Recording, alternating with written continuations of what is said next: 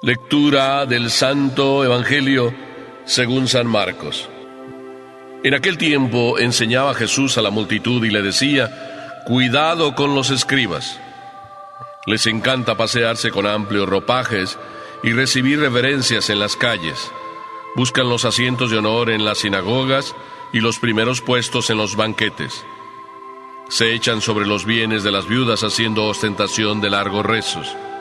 Estos recibirán un castigo muy riguroso. En una ocasión Jesús estaba sentado frente a las alcancías del templo, mirando cómo la gente echaba allí sus monedas. Muchos ricos daban en abundancia. En esto se acercó una viuda pobre y echó 2 moneditas de muy poco valor. Llamando entonces a sus discípulos, Jesús les dijo: yo les aseguro que esa pobre viuda ha echado en la alcancía más que todos, porque los demás han echado de lo que les sobraba, pero ésta, en su pobreza, ha echado todo lo que tenía para vivir. Palabra del Señor.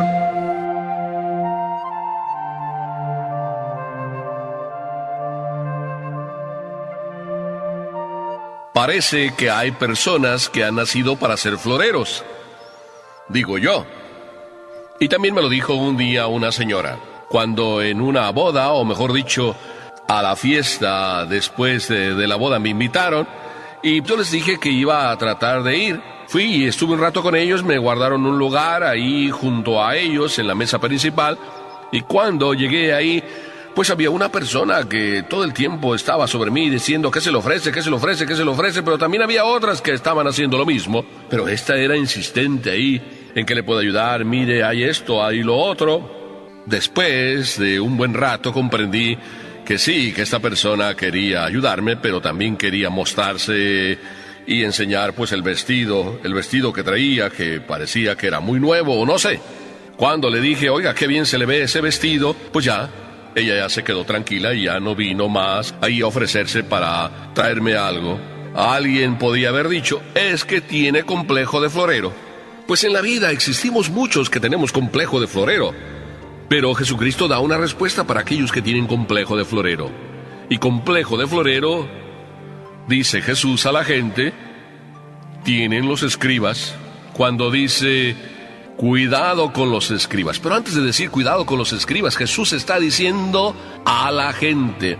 El Evangelio empieza así: en aquel tiempo enseñaba Jesús a la multitud y le decía: cuidado con los escribas. Jesús está enseñando a cada uno de nosotros que tenemos que tener cuidado de todos aquellos que quieren ser floreros, de todos aquellos que vienen con alabanzas, de todos aquellos que andan buscando siempre las apariencias, porque dice de los fariseos que les encantaba eso, pasearse con amplios ropajes, que se les viera, que se les notara que estaban ahí, que todo el mundo les dijera: oh, qué bien se te ve, oh, tantas reverencias haciendo sobre ellos. Casi podemos decir, como sapos que engordan cada vez que alguien les dice: oh, excelencia, maestro. Dice también el Evangelio que les encantaba los primeros puestos de honor en las sinagogas y también en los banquetes. Y el Evangelio dice otra cosa. Dice: se echan sobre los bienes de las viudas, haciendo ostentación de largos rezos. ¿Qué será esto? Se me ocurre pensar que las viudas, como siempre, son muy dadivosas, muy sufridas, y siempre están como con ese dolor del marido que perdieron, y siempre están pidiendo por él, a lo mejor porque quisieron hacer algo y no pudieron, o porque les gustaría haber hecho muchas cosas y no las pudieron hacer, y están como con la pena y piden oración. ¿Será eso que está diciendo Jesús? Que se echan estos hombres, los escribas, sobre las viudas y sobre los bienes de ellas, haciendo ellos ostentación de largos rezos. Pues dice Jesús, estos van a recibir un castigo muy riguroso. Y cuando Jesús dice que estos van a recibir un castigo muy riguroso, está haciendo alusión a todo ese modo de vivir donde el que tiene un cargo muchas veces es nada más para aparentar, para que se le vea, para ir y sentirse que tiene poder. Es decir, hay quien usa el puesto y se sirve de él para propio provecho, en vez de hacer lo que cada puesto es, un modo de servir a los demás. Quien se sirve del puesto para sí mismo en vez de usar el puesto para servir a los demás, Jesucristo dice, será castigado rigurosamente. Ay, ay, ay, aquí me duele, y nos duele a todos. Nos duele a todos porque a veces eso es en lo que caemos, en querer llegar a tener un puesto para aprovecharnos y servirnos de él. No estoy haciendo aquí política, ni estoy hablando de aquellos que en la política usan el puesto para sí mismos, para su propio provecho, para el partido. Porque esto es un modo, sí, de aprovecharse en la política para propio provecho. Pero hay esas cositas pequeñas que en la vida nos va pasando. Miren que también hay alguien que a veces se casa y se casa solo para propio provecho. Yo conocí a una persona que me dijo, bueno, yo me casé. Sí, me casé para tener hijos, para que me cuiden y para que después también me continúen cuidando. Esa era la única finalidad de haberse casado. ¡Qué tremendo egoísmo! Pero hay también a alguien que, por ejemplo, quiere ser profesor para aprovecharse y servirse de ese puesto y te enseña muy poco, simplemente está aprovechándose del sueldo que le pagan. Profesor que se aprovecha. Hay también quien se aprovecha de un puesto en la iglesia y no necesariamente es el padrecito. Puede ser uno de esos voluntarios que dicen que sirven a la iglesia o que están en la iglesia para servir y lo que están es sirviéndose de la iglesia para sí mismos. El Señor dice que van a recibir un castigo muy riguroso, porque en esta vida solo hemos nacido, como dice el catecismo, para amar y servir a Dios. Y la otra nos toca gozar. Amar y servir a Dios significa estar dispuestos en esta vida solo a servir. El que vive para servir, ese sí sirve para vivir. Sí, no estoy jugando con las palabras. El que vive para servir, ese sí sirve para vivir.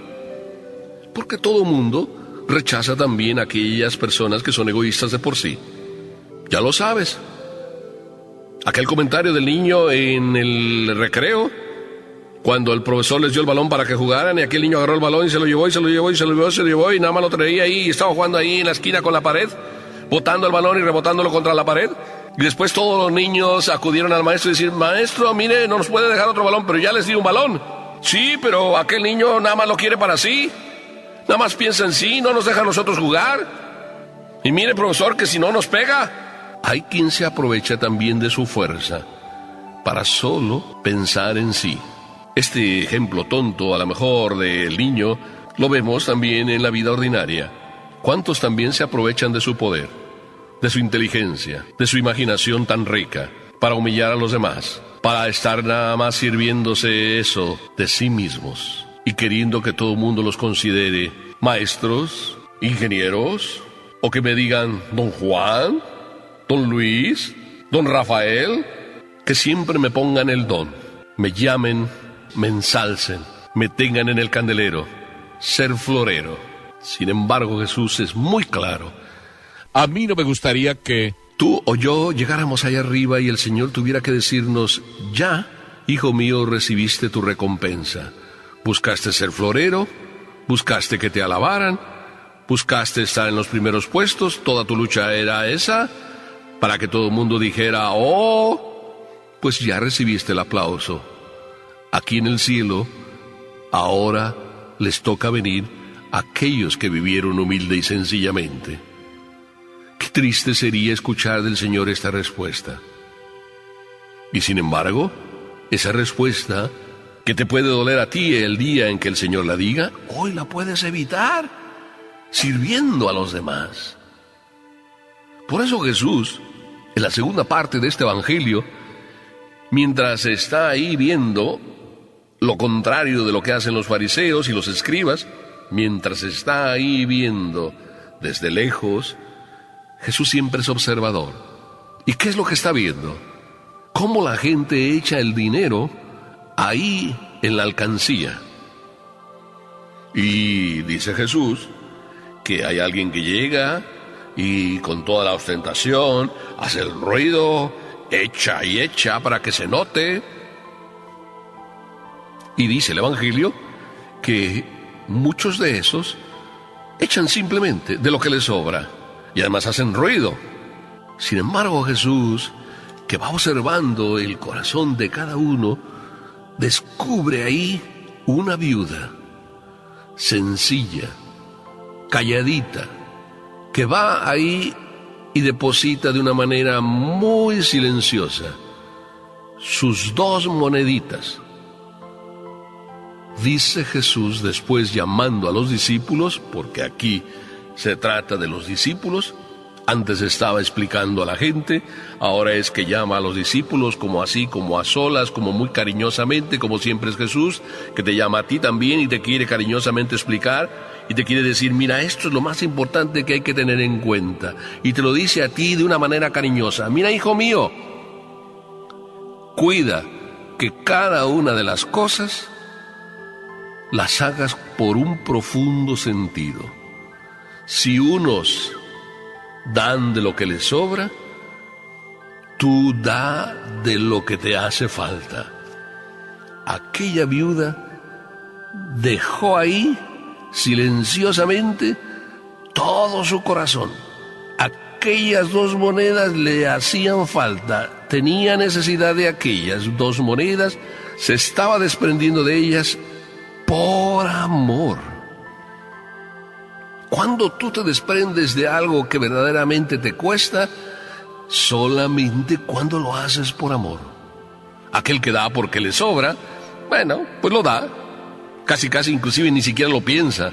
Lo da, y si piensa, nada más piensa, bueno, pues que me pongan a mí ahí, en la lista de honor de los que dieron. Sin embargo, esta viuda quería, como el Evangelio en otra parte dice, que la mano izquierda no se enterara de lo que hace la derecha. Esto es verdadero amor. Y estos tales que dan de lo que necesitan para vivir, que lo dan de manera callada, que lo dan sin que la mano izquierda se entere lo que está haciendo la derecha, estos tales son ante Dios los más grandes, aunque den poco, porque lo que tú das no vale por la cantidad de lo que das, sino por la calidad del amor que pones. Y Jesús mira más el corazón. A Jesús no le gusta mirar el ruido que tú haces. A Jesús le encanta mirar qué corazón tienes y qué es lo que pones en cada una de las cosas que das. Te invito, vamos, sí, caminemos. No seamos de esos que andemos queriendo que se nos vea, sino de esos que caminamos en el silencio de nuestro corazón, dándole a Dios en cada momento lo que Él nos pide. Dándole a Dios en el silencio de nuestro corazón lo que Él nos pide. Y entonces ese florero solo lo conoce Dios. Y ese florero solo lo premia Dios. De estos floreros, nacidos del corazón, tenemos que ofrecer a Dios. Tú y yo. ¿Es de lo que nos cuesta? Es desde ahí, desde lo que nos cuesta, desde donde le estamos diciendo a Dios, te amo. Y es desde ese amo o te amo que tú dices cuando das, es desde ese amo que tú dices que Dios también te va a decir en el momento que llegues al cielo, yo también te amo a ti. En el silencio de mi corazón y en el silencio de tu corazón. Qué hermosa respuesta de Papá Dios. Escuchémosla, y escuchémosla todos los días. Así es Jesús y así es Papá Dios. Te amo en el silencio de tu corazón, porque también tú, desde el silencio de tu corazón, me respondes. Hagamos este camino en el corazón, que nadie vea lo que hace tu mano derecha, y que ni siquiera la izquierda que lo ve, lo publique. Amén.